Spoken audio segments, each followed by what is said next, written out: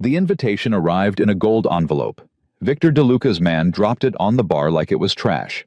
Lena Cruz read it twice because she couldn't believe it the first time. The most dangerous man in the city was inviting her. A waitress. The woman everyone looked through. Her co-workers started laughing before she even folded the paper. One of them leaned close and whispered, "He wants to make a fool of you." Lena tucked the envelope into her apron and smiled. If you're new here, subscribe and stay until the end.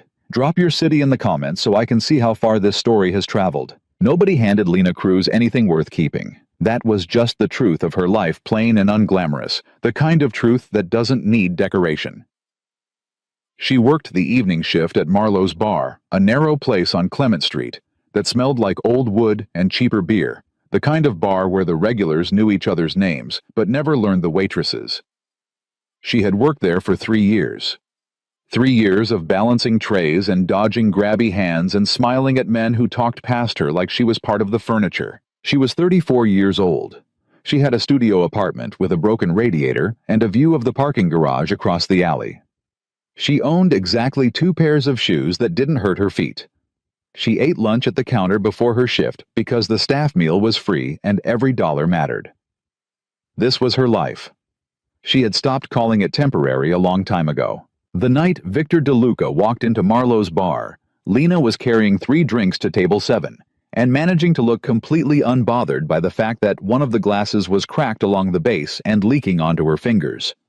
She heard the door, not the sound of it exactly, more like the shift in the room, the way 3 separate conversations stopped mid-sentence, the way Danny behind the bar straightened up so fast he nearly knocked over a bottle, the way Carla, the other waitress on shift, actually took a step backward. Lena set the drinks down without spilling, wiped her hand on her apron, and turned around. She had heard of Victor DeLuca the way everyone in the city had heard of him. Quietly. In careful sentences that trailed off before they finished. He was 42 according to the newspaper articles that appeared occasionally on page 3, never page 1. He ran 3 legitimate businesses, and according to the whispers considerably more that were less legitimate. He was the kind of man that politicians visited privately and pretended not to know publicly. He was tall, dark suit, open collar, no tie.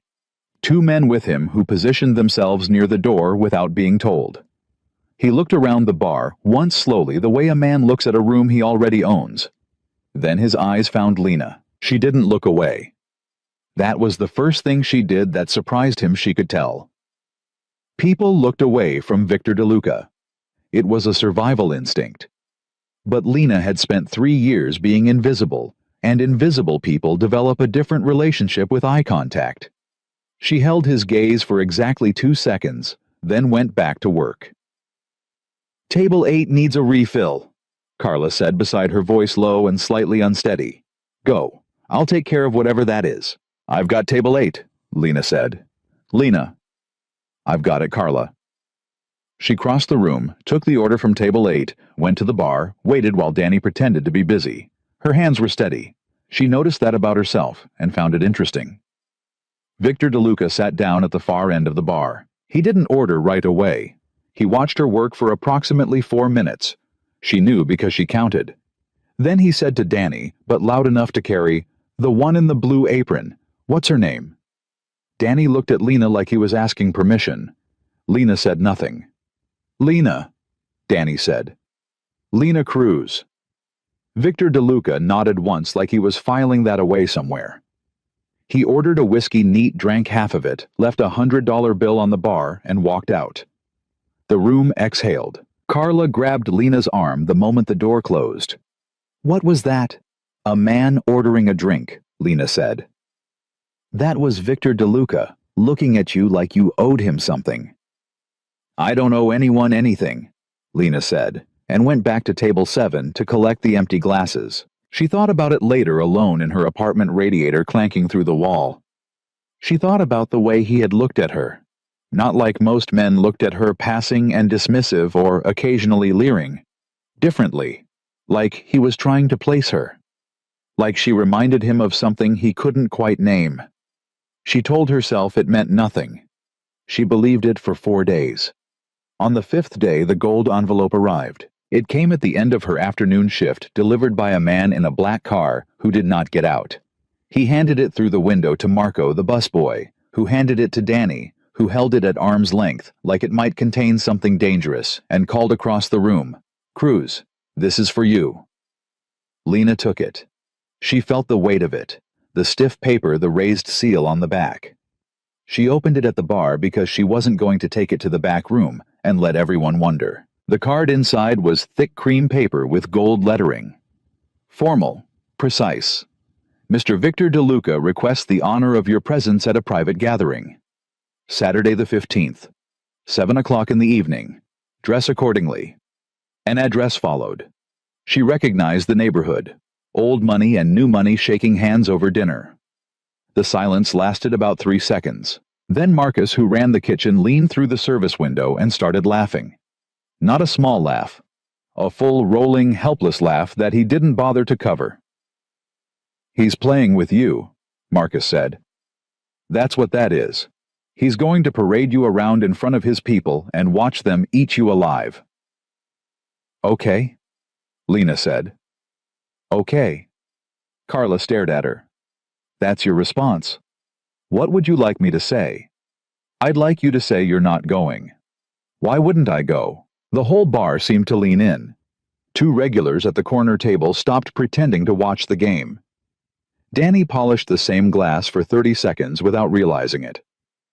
"Because he's Victor DeLuca," Carla said slowly, like she was explaining something to someone very young. "Because people like him don't invite people like us anywhere except as entertainment." Lena looked at the card again. The weight of the paper. The precision of the lettering. This was not a joke. Jokes didn't cost this much care. She didn't know what it was yet, but she knew what it wasn't. "Then I'll be very entertaining," she said, and tucked the card into her apron pocket. Her boss found out 20 minutes later. Gary Marlowe was a small man who had inherited the bar from his father and never quite forgiven the world for not taking him more seriously because of it. He appeared from the back office with his arms crossed and his face the particular shade of red that meant someone had already told him something he didn't like. "My bar is not a message service for Victor DeLuca," he said. "I agree," Lena said. "I'll let his people know they should use the mail next time. I don't want his attention on this place." "You don't have it. He invited me, not the bar." Gary looked at her the way he always looked at her when she answered him back, like he was genuinely surprised every time that she did it. "You're not going." "I don't believe that's your decision. You go to that party," he said, leaning close enough that she could smell the coffee on his breath. "And you don't come back. You understand me. You want to play games with a man like that. You do it on your own time." The room had gone very quiet again. Lena took off her apron, folded it neatly, and set it on the bar. "I'll be back for my shift on Tuesday," she said. "Unless you're saying you're letting me go." Gary stared at her. "Are you letting me go, Gary?" He said nothing. She picked up her bag. "Tuesday," she said, and walked out. She called her friend Rosa from the sidewalk, standing in the cold with her hands in her coat pockets, because Rosa was the only person she trusted to tell her the truth without drama attached to it. "I need to ask you something," Lena said when Rosa picked up. "You sound weird. What happened?" "Victor DeLuca invited me to a party." The pause on Rosa's end lasted long enough that Lena pulled the phone away from her ear to check the connection. "Say that again," Rosa said. "Victor DeLuca, the party is Saturday. Black tie, some estate on the north side." "Lena," Rosa's voice had dropped. "Victor DeLuca doesn't invite waitresses to parties." "Apparently he does." "Then something is wrong. That's not generosity. Men like that don't do things out of generosity." "I know. Then why are you calling me instead of throwing that invitation in the trash?" Lena thought about it. She thought about 3 years of being invisible. She thought about the way his eyes had found her in a crowded room and stayed there. She thought about what it felt like to be looked at like you existed. "Because I'm going," she said. Rosa was quiet again. "Then, come over. I have a dress." "I can't take your dress, Rosa." "You absolutely can, and you will. And it's going to fit you perfectly, and you're going to walk into that party like you own the building." A pause. "And if anything goes wrong, you call me immediately." "Nothing's going to go wrong." You're walking into a room full of the most dangerous people in this city, Lena. I've been working in a bar for 3 years, Lena said. I've been handling dangerous people my whole life. She hung up. She stood on the sidewalk for a moment longer, looking at the gold card in her hand. The address, the date, the formal weight of an invitation from a man who had never invited anyone casually in his life. She didn't know why he had chosen her. She didn't know what he wanted. But she understood deep in some part of herself that had been quiet for a very long time that this was not a trap. It was something else entirely. She just didn't know the name of it yet. Rosa's apartment was small and warm and smelled like the lavender candles she burned to cover the stress of working double shifts at the hospital.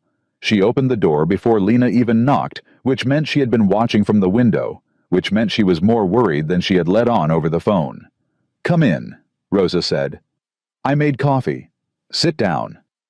"I don't need to sit down." "Lena, sit."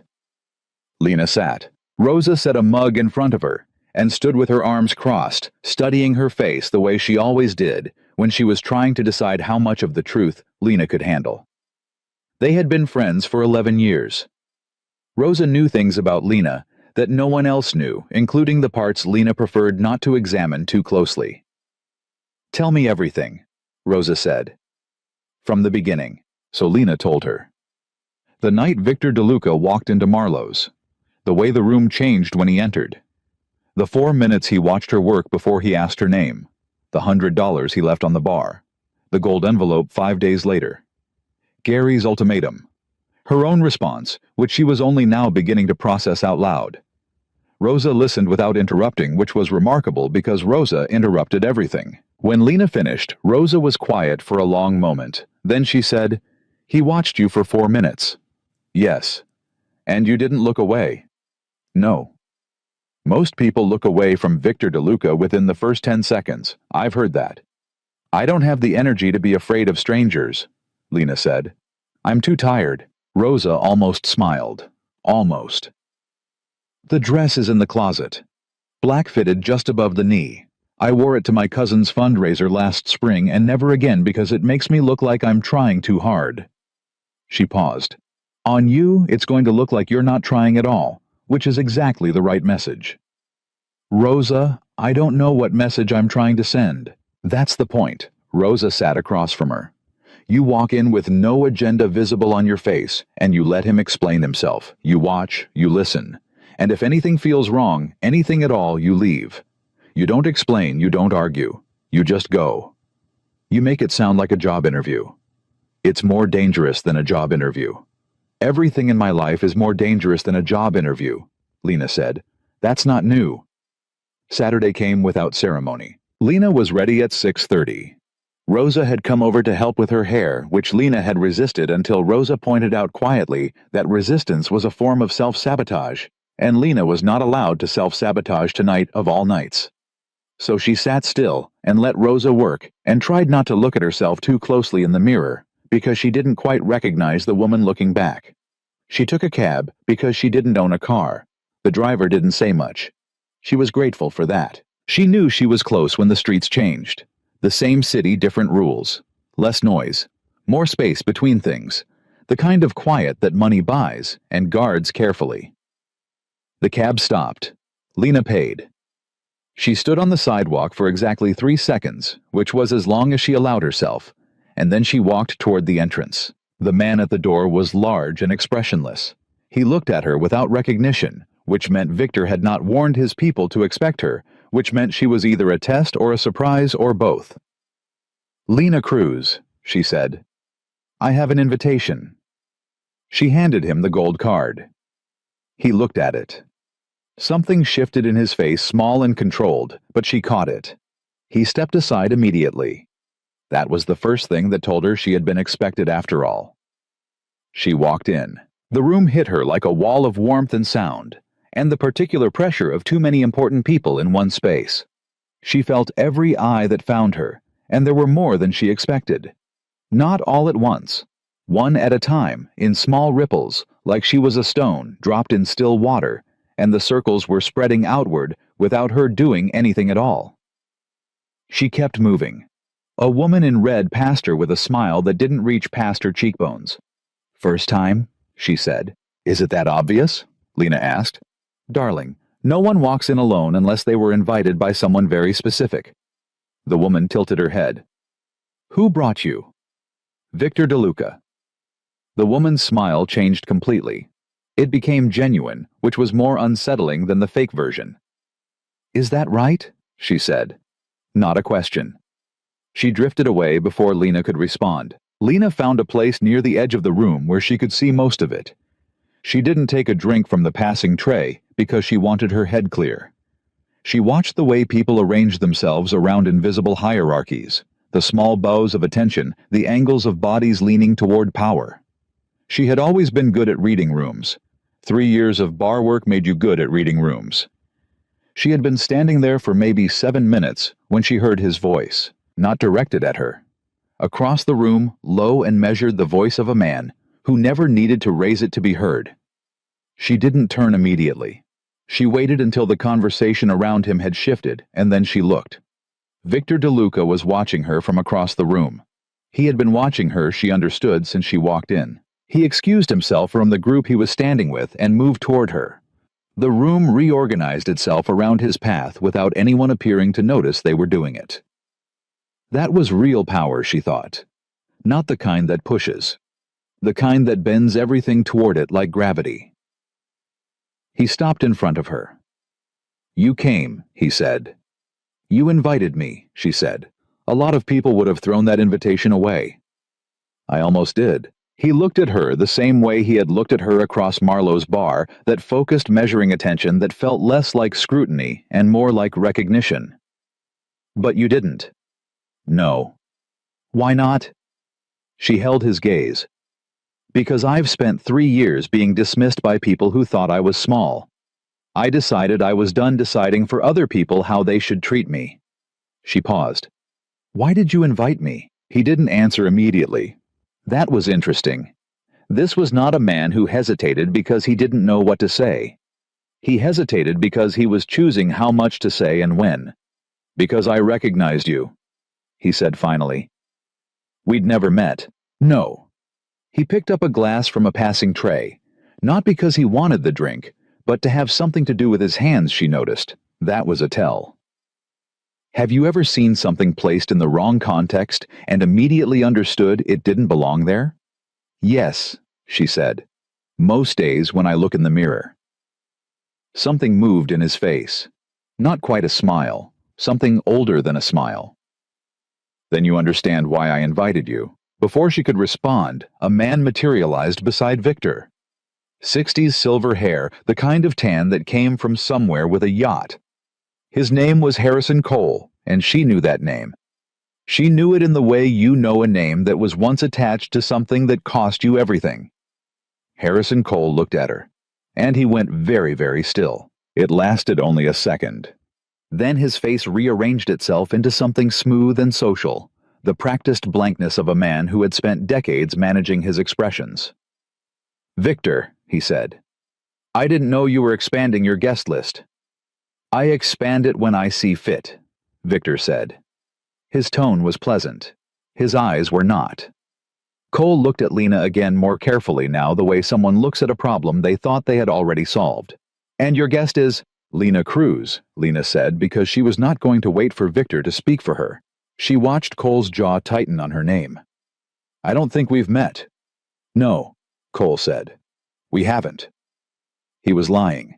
She had never met him face to face, but he knew who she was. She could see it in the specific quality of his stillness, the way a man goes still when he has already run through 3 possible responses and is deciding between them. "Enjoy your evening," he said, and walked away with the practiced ease of a man who had walked away from many things in his life. The moment he was gone, Victor turned to look at her. Just looked. Waiting. "You know him," she said. "Everyone in this room knows him. You know what he did." Victor was quiet for a moment.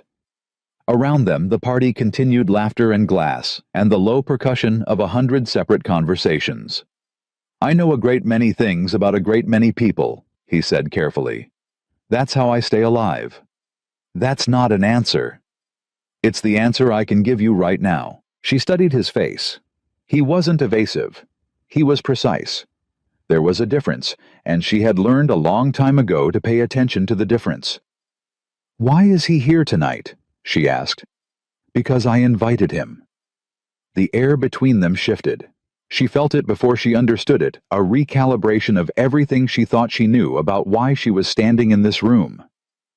"You invited both of us," she said slowly. "To the same party." "Yes." "That wasn't an accident. Nothing I do is an accident." She looked at him for a long moment. Victor DeLuca, who ran 3 legitimate businesses and considerably more that were not. Who had walked into a bar on Clement Street and watched an invisible woman work for 4 minutes, and then gone home and written her name on a gold-edged invitation?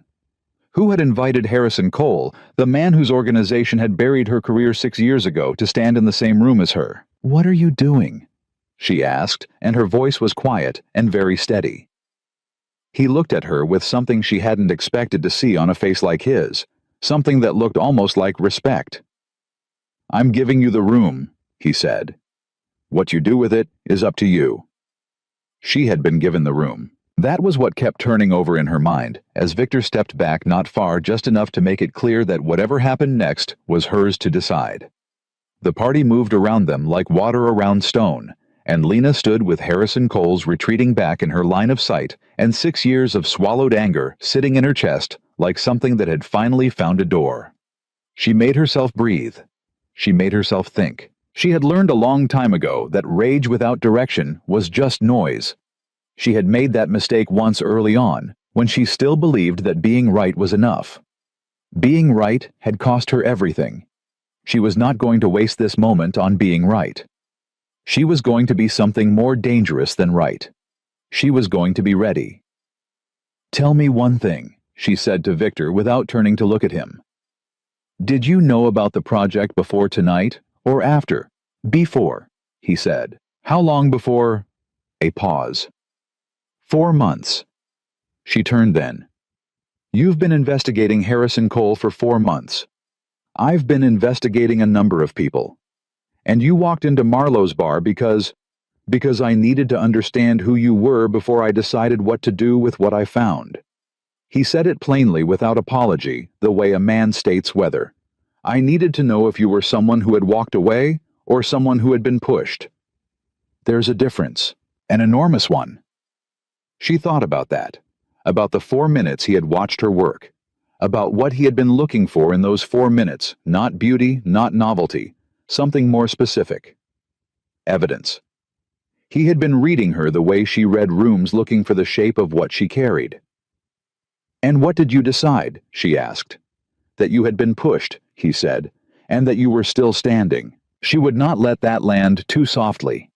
She would not let herself feel the relief of being seen accurately by someone with the power to act on it. That was a trap of a different kind, she knew.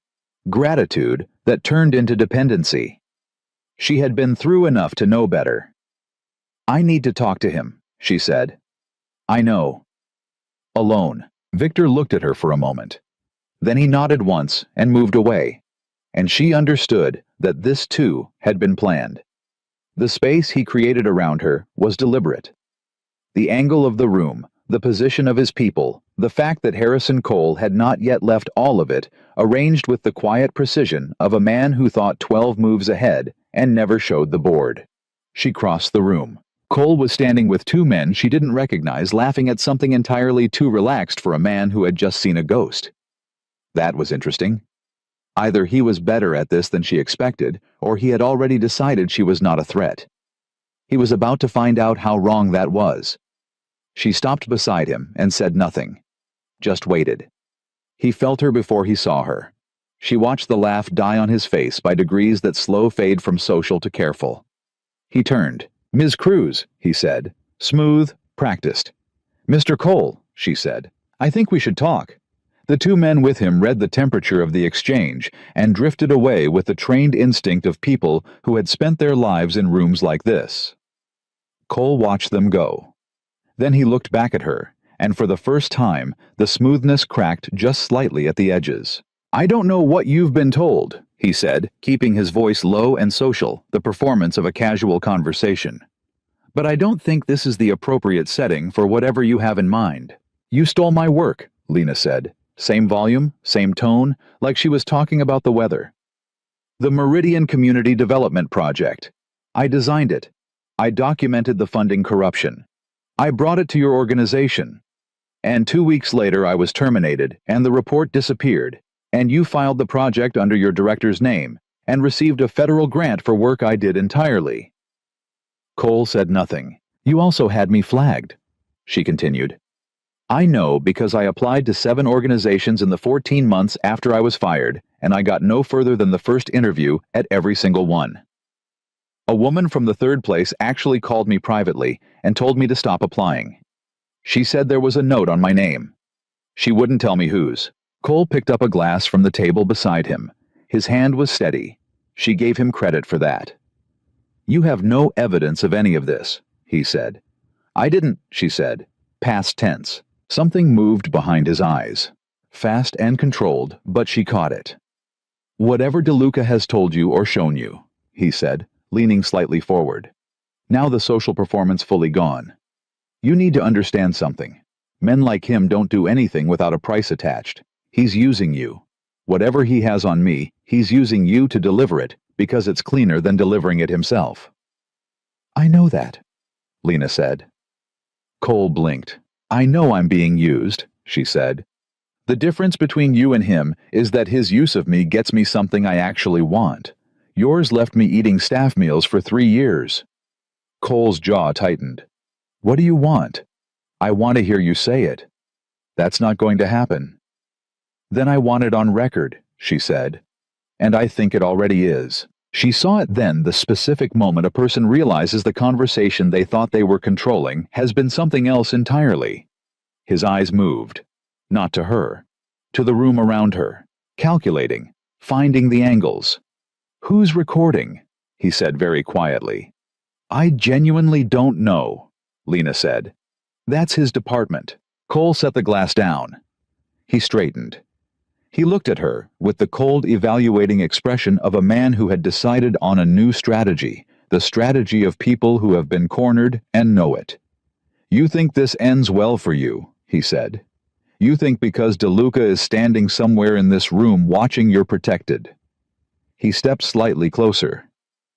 I have lawyers that would bury everything he has before it sees a courtroom.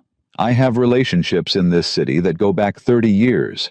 And you are a waitress from Clement Street, who as of this morning I was told no longer has a job. The last sentence landed. She felt it land. Gary had fired her. She had half expected it, and still the confirmation sat in her chest like a swallowed stone. She did not look away. So we're past pretending, she said. We were past pretending the moment you walked over here. Good, she said. I'm tired of pretending.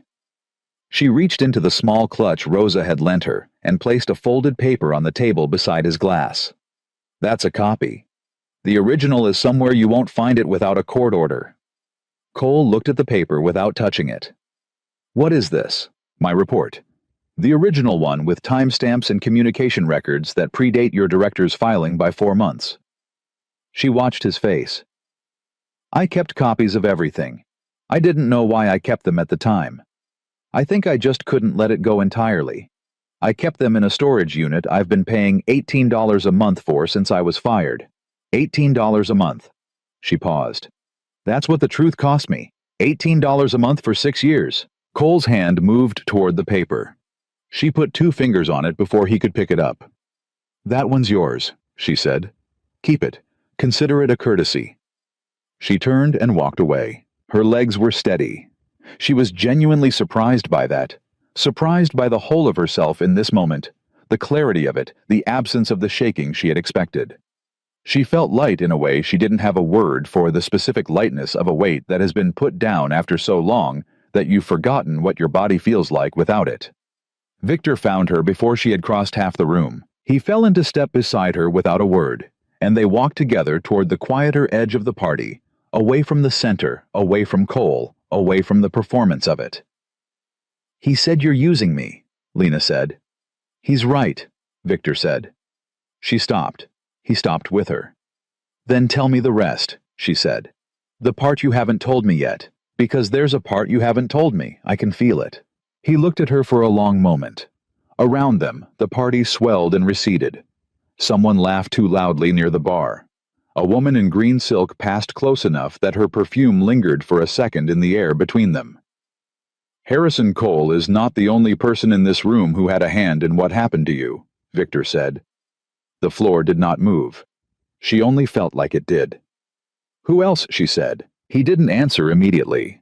And in the silence, she began to run through the room in her mind, the faces she had catalogued, the names she half recognized, the conversations that had stopped when she entered, the woman in red, who had smiled too genuinely when she said Victor's name.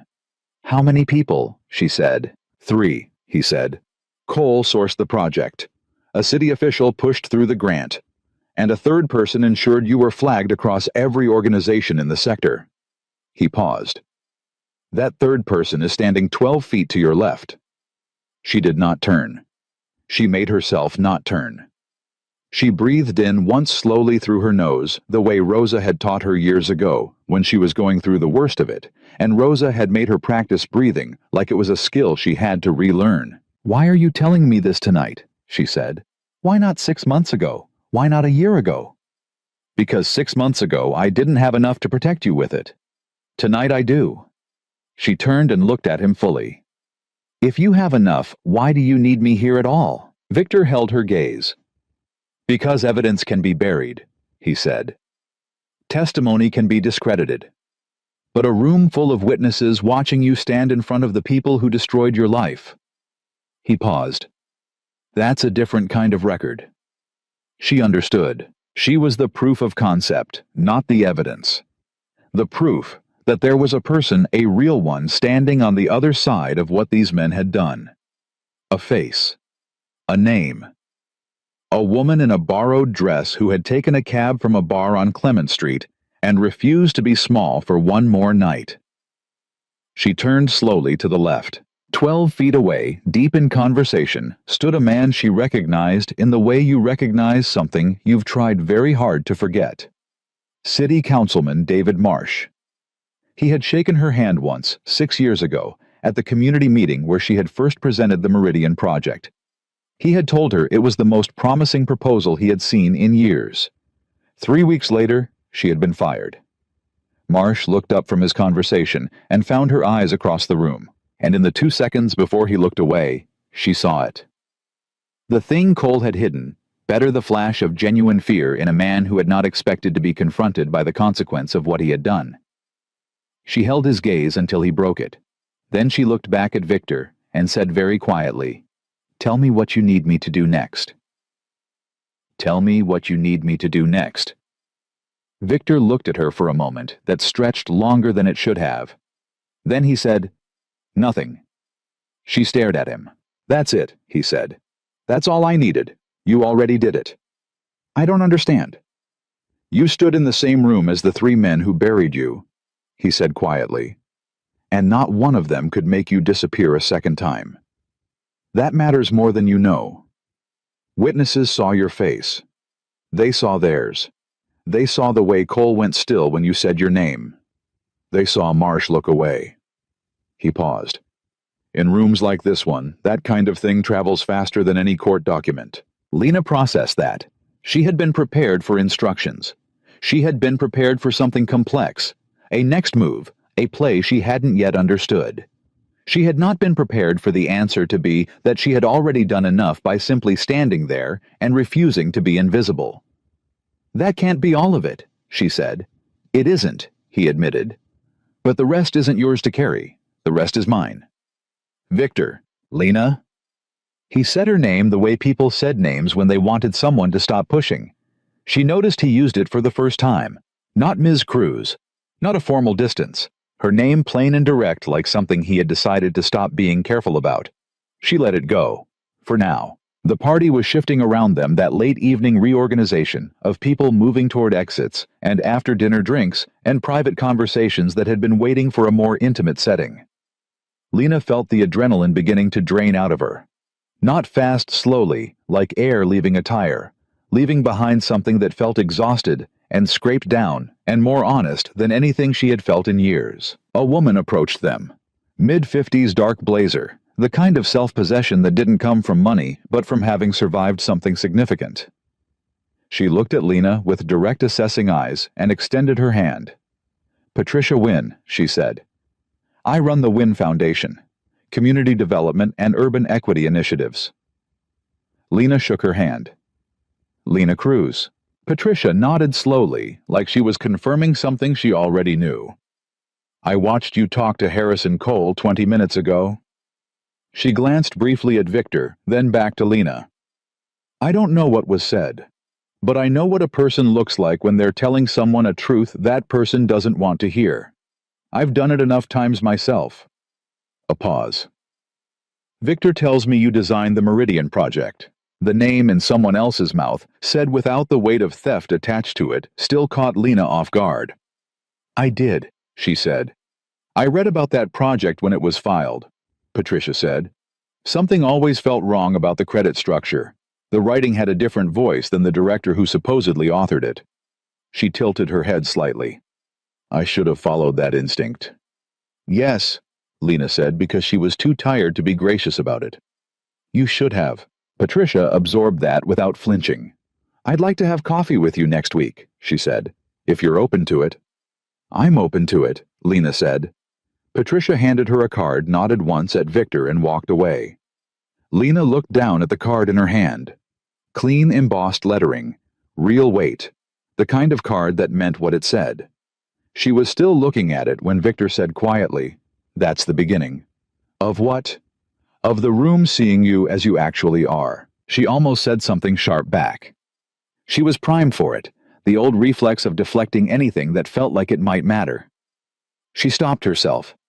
She put the card in Rosa's clutch carefully and looked back up at him. "Why did you do this?" she said. "Not the investigation, not the logistics. The deeper question. You could have handed that evidence to a prosecutor. You didn't need me here tonight. So why?" He was quiet long enough that she thought he might not answer. "Because evidence gets buried," he said. "We talked about that." "That's not the real answer." He looked at her steadily. "Because I've spent 15 years watching people with power use it to erase people without it. And I've spent 15 years being one of the people with power." He paused. "I wanted to do something different with it. Just once." She didn't know what to do with that. So she held it carefully, the way you hold something that might be true and might be the most sophisticated manipulation you've ever encountered, and you can't tell the difference yet. "I need some air," she said.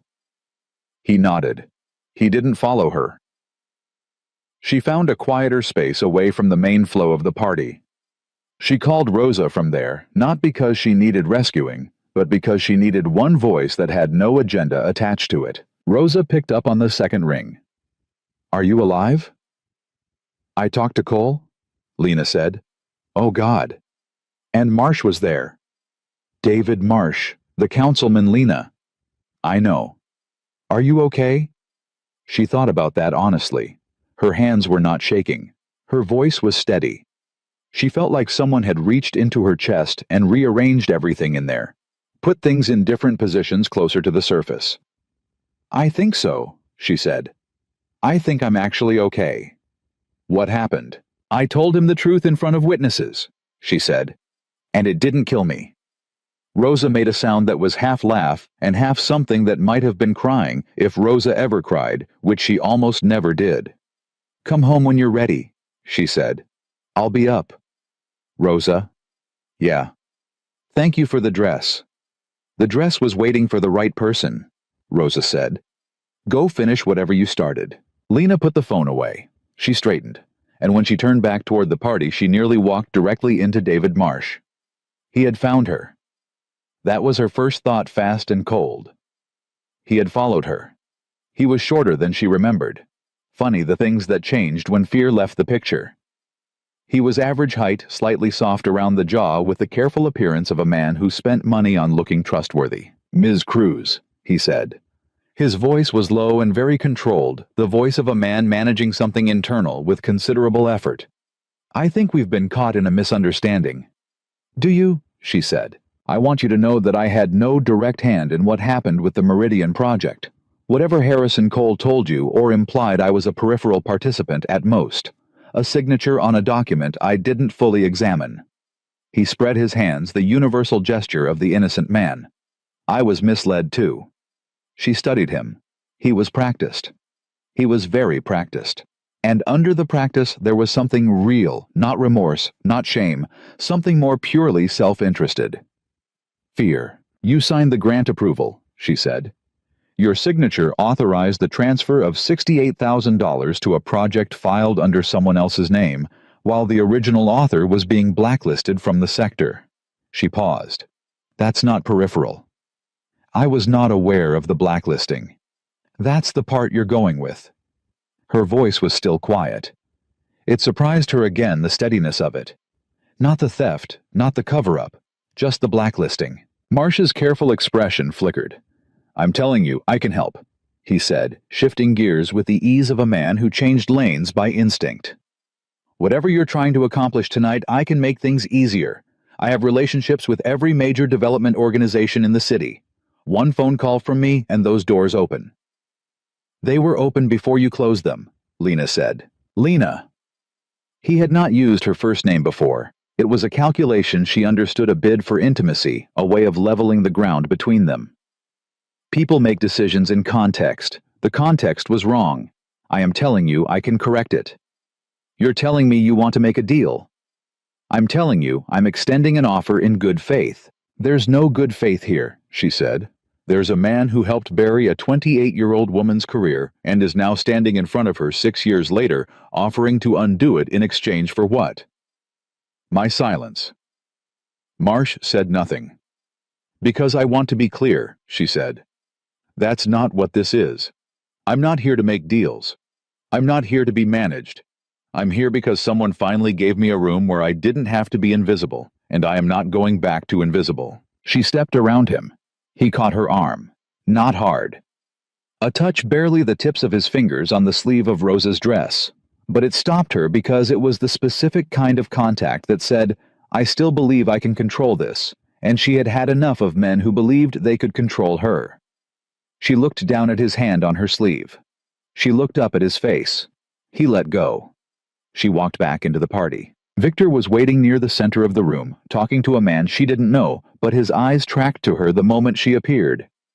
He read something in her face because he excused himself immediately and moved toward her. Marsh, she said. I know. I saw. He tried to make a deal. They always do, Victor said. His jaw had tightened very slightly, and she filed that away. He had feelings about what just happened, that he was choosing not to perform in front of her. That told her something. Are you all right? Yes. She meant it. But I need you to tell me what the rest looks like. The part that's yours. You said the rest isn't mine to carry. Fine.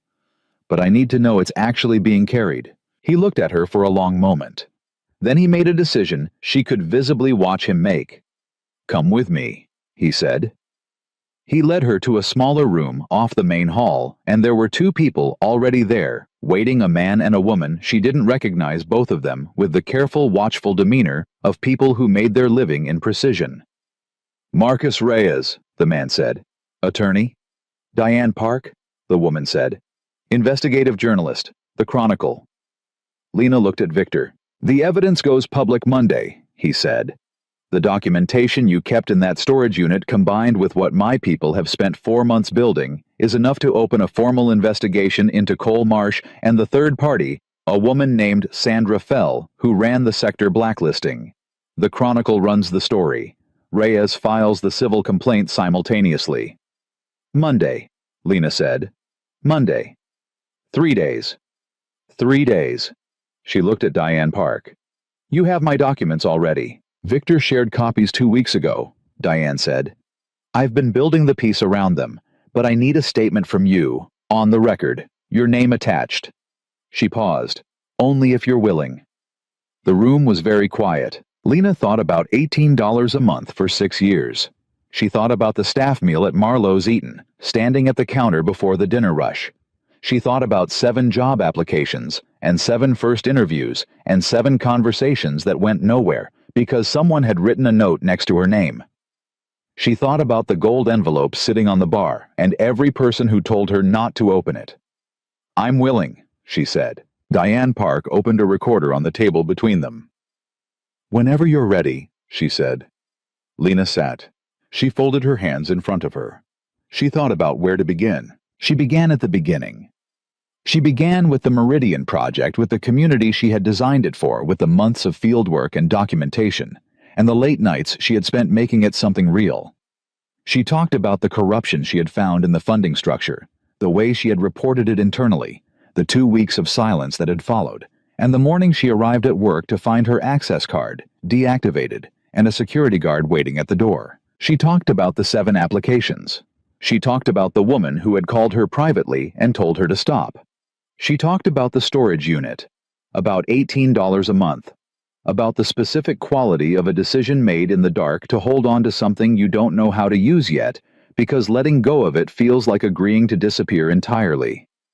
She talked for 22 minutes. Her voice did not shake once. When she finished, the room was quiet in a different way than rooms were usually quiet. Diane Park stopped the recorder carefully, like it was carrying something fragile. "Thank you," Diane said. The word was simple, and Lena believed it. Marcus Reyes was writing something fast and precise. "The complaint will name all 3, he said without looking up. "It will reference the testimony we recorded tonight from 2 independent witnesses who observed your exchange with Cole. It will request full disclosure of grant documentation going back 8 years. He did look up then. You should expect contact from their legal teams by Tuesday. "I'll be ready," Lena said. Victor walked her out when it was over. The main party had thinned considerably. The late hour and the shift in the room's atmosphere had sent most people home. A few clusters remained, and Lena felt their eyes as she passed different from when she had entered. Not the curiosity of strangers encountering someone unexpected. Something closer to recognition. At the door, she stopped. "Why Monday?" she said. "Why not sooner?" "Because I needed tonight to happen first," Victor said. "I needed the people in that room to see you before they read about you, so that when they read your name in the paper Monday morning, they already have a face for it. A real one." He paused. "It's harder to dismiss a person you've already stood 3 feet away from." She understood. She understood the whole shape of it now.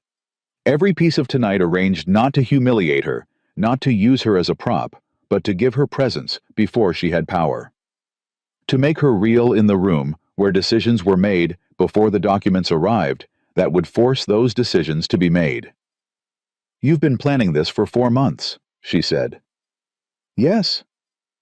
"And you were going to do all of it without me until you walked into the bar." "Yes." "What changed?" He was quiet for a moment, a long one.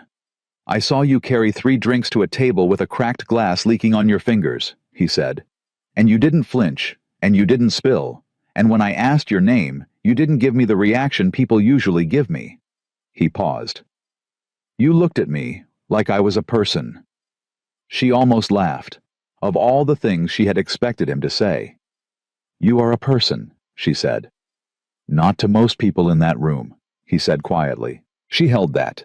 She held the whole strange weight of this night, the gold envelope and the cab and Rosa's dress and Cole's stillness and Marcia's hand on her sleeve and 22 minutes of recorded truth and the specific quality of a burden that had been carried alone for 6 years and had finally found somewhere to go.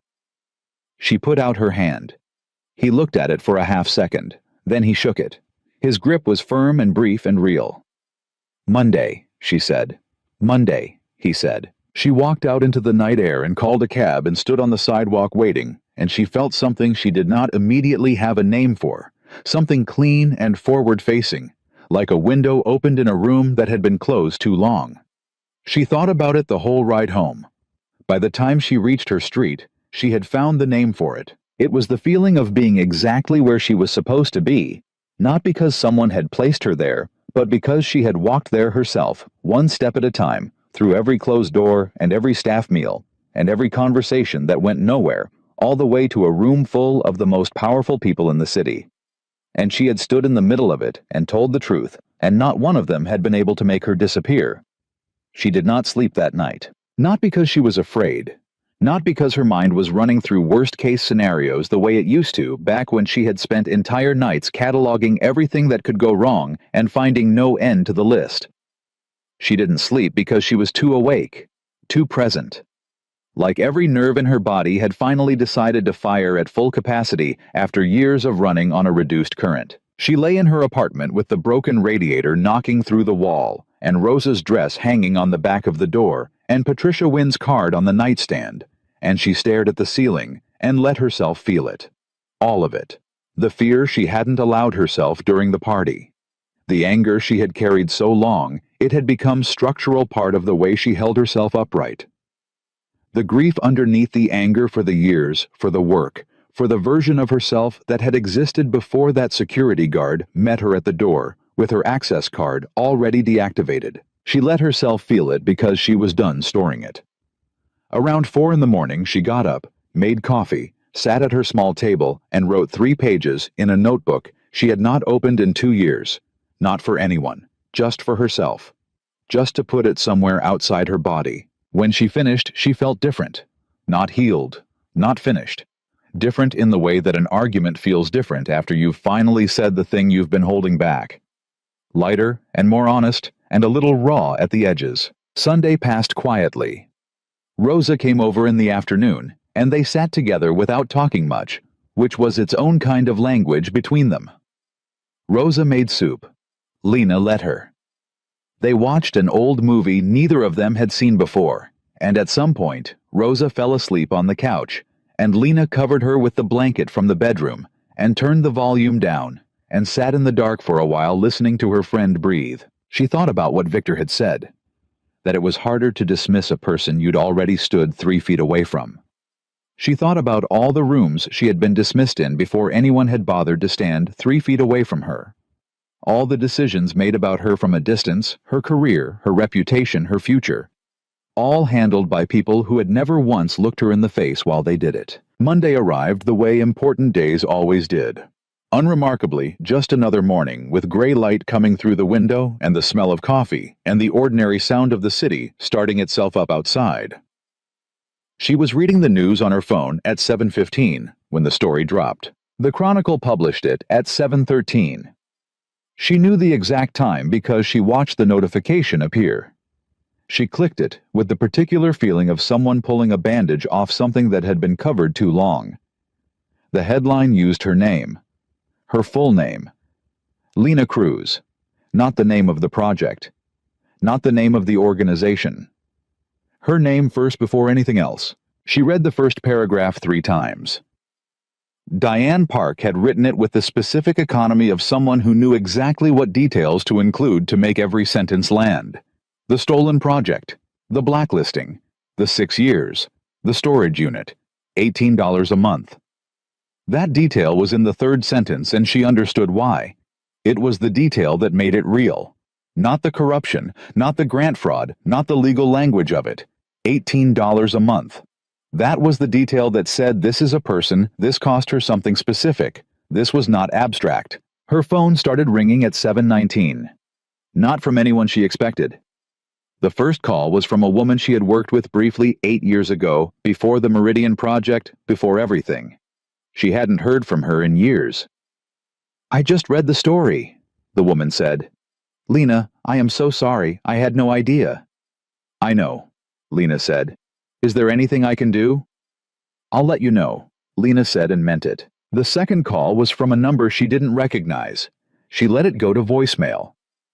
The voicemail was from a man identifying himself as a program director at a housing equity nonprofit, saying he had read the Chronicle piece and would very much like to speak with her at her earliest convenience. She listened to it twice. Then she set the phone face down on the table and breathed. By 9 o'clock, she had 11 missed calls. At 9:40, Marcus Reyes sent a message.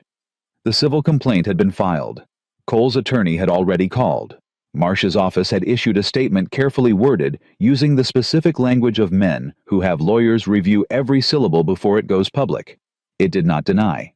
It managed. There was a difference, and everyone who read it would understand the difference. At 10, Victor called. "Have you seen it?" he said. "I've seen it." "How are you doing?" She thought about that honestly. "I don't know yet," she said. "Ask me again in a week." "Fair enough." A pause. "Patricia Wynne called me this morning. She'd like to move the coffee to tomorrow if you're available." "I'm available." "She's also looking to staff a new initiative, directly in your wheelhouse. I told her the conversation was yours to have." "Victor." "Yes." "Stop arranging things for me." A silence. Then carefully, "Old habit." "I know," she said, "but I can take it from here." She heard something in the quiet that followed a shift, a small one. "I know you can," he said. And she believed him.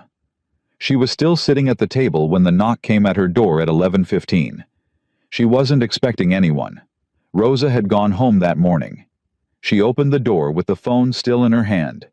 Gary Marlowe was standing in the hallway. She stared at him. He looked smaller than he did at the bar. That was the first thing she noticed. Outside the context of the place he had inherited and protected, with such exhausting vigilance, he was just a man of average size in a jacket that didn't quite fit, holding what appeared to be an envelope. "I heard," he said. "I read the story this morning." She waited. "I wanted to come by," he said, and then seemed to lose the thread of whatever he had intended to say, standing in the hallway with the envelope and the jacket, and the specific uncomfortable demeanor of a man who knew he owed something and had not yet decided how much. "You fired me," she said. "I panicked," he said. "You told me if I went to that party I shouldn't come back." "I know what I said, Lena." "Then why are you here, Gary?" He held out the envelope. She did not take it immediately. She looked at it first, the way you look at something before you decide whether it belongs in your life. Plain white envelope. Her name on it in Gary's handwriting, which she recognized from shift schedules pinned to the kitchen wall for 3 years. She took it. She opened it. 2 weeks severance pay in cash. More than he was required to give her for a firing she could have contested. Not enough to matter financially. Enough to be a gesture. "That's not going to fix 3 years," she said. "No," he said. "It's not." "Or the fact that you told me not to go." "No." "You were wrong." "I know I was." She looked at him for a moment. The man who had run the bar she had worked in for 3 years, who had taken her labor and her reliability and her ability to manage every difficult customer and difficult shift without complaint, and had never once thought of her as someone who might be standing in the wrong room. Who had assumed the way everyone had assumed that her smallness was fixed and permanent, and hers. "You can go, Gary," she said. He nodded. He turned to leave. Then he stopped, and she braced for something worse, some additional fumbling attempt at repair. "You were the best employee I ever had," he said, not looking at her, directed at the hallway wall. "I should have said that while it still counted for something." He left. She stood in her doorway for a moment after the elevator doors closed. Then she went inside and sat back down and put the envelope on the table next to Patricia Wynne's card and let herself be still for a minute. The calls kept coming throughout the day. Organizations, former colleagues, a woman from a sector publication who wanted to write a follow-up, a man who identified himself as a former employee of Cole's organization who had his own story and had been waiting for someone to go first. That last one made her sit up straight. She called Diane Park immediately. "I know," Diane said before Lena finished explaining. "He already reached out to me this morning. He's not the only one. I have 3 more people who came forward after the piece ran. Cole's world is cracking open." A pause. "You going first made it possible for them to go second." Lena sat with that. She thought about what it cost to go first. The $18 storage unit, the 7 failed job applications, the staff meals and the cracked glass, and the 3 years of being furniture. All of it, the price of going first without knowing that anyone would ever follow. "How many people do you think stayed silent because they didn't have the documents I had?" Lena said.